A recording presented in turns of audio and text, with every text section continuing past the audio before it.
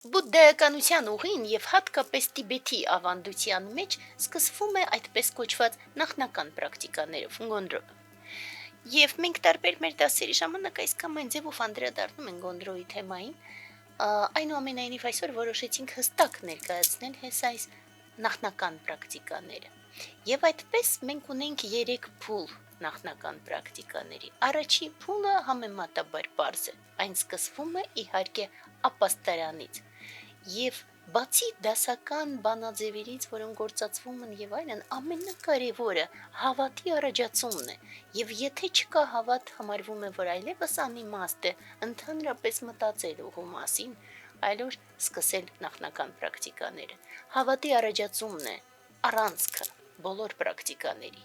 Եվ հենց առաջինը ապաստարանի ստանձնումը սկսվում է հենց հավատի առաջացնելով եւ ստանձնելով ապաստարան։ Այնուհետև արդեն մենք գալիս ենք երկրորդին, հասկանալով, որ մեր տարբեր վատ արարքներն են, մեր սխալները, մեր չարիքները եւ այլն հենց դրանք են խանգարում մեր զարգացմանը եւ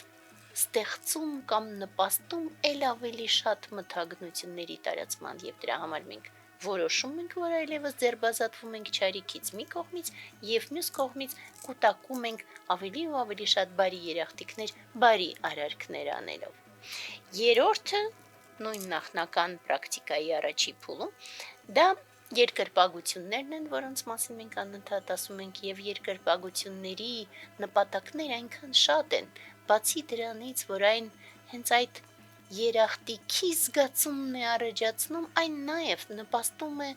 մարմնի էներգիաների հոսքին։ Եվ հաջորդը արդեն նվիրաբերումն է, եւ նվիրաբերման մասին մենք եւս շատ ենք խոսում եւ վերջի շրջանում էլի դաս ենք ունեցել։ Այնուհետև գալիս է նախնական պրակտիկայից մեր Բուդդա Դորջե Սեմպայի 100 վանկանի աղոթքը, որը որ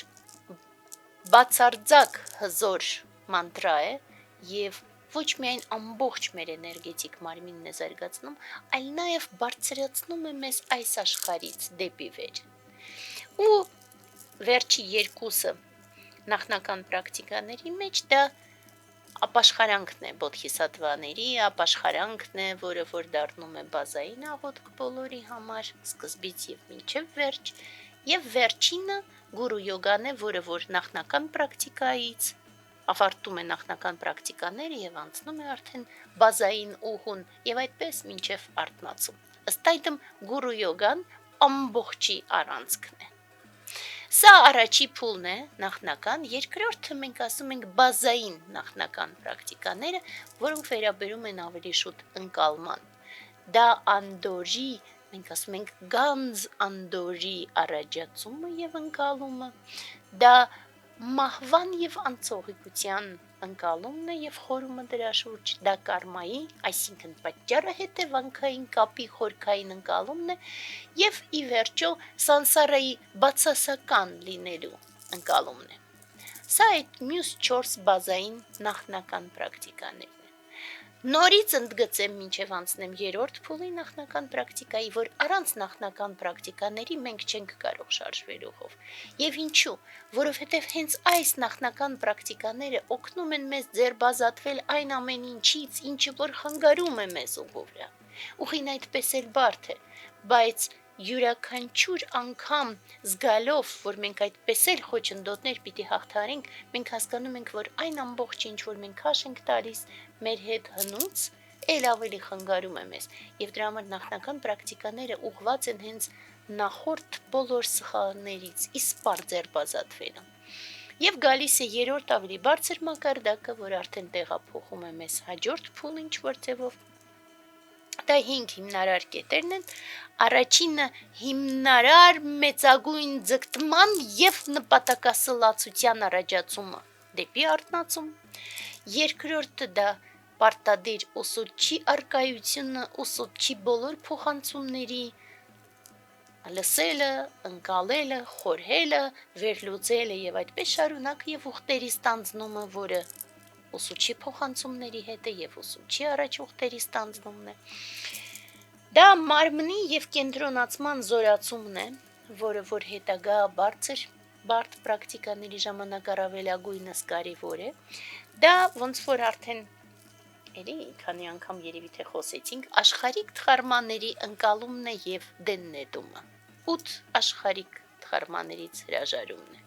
Եվ որոշակի ձևով մենք հասկանալով հանդերձ, որ դա միգուցե շատերի համար շատ դժվար է, մենք հասկանում ենք, որ առանց դրա հնարավոր չէ ուղով առաջ գնալ, եւ վերջինը արդեն անդորի ընկալումն է եւ առաջացումը։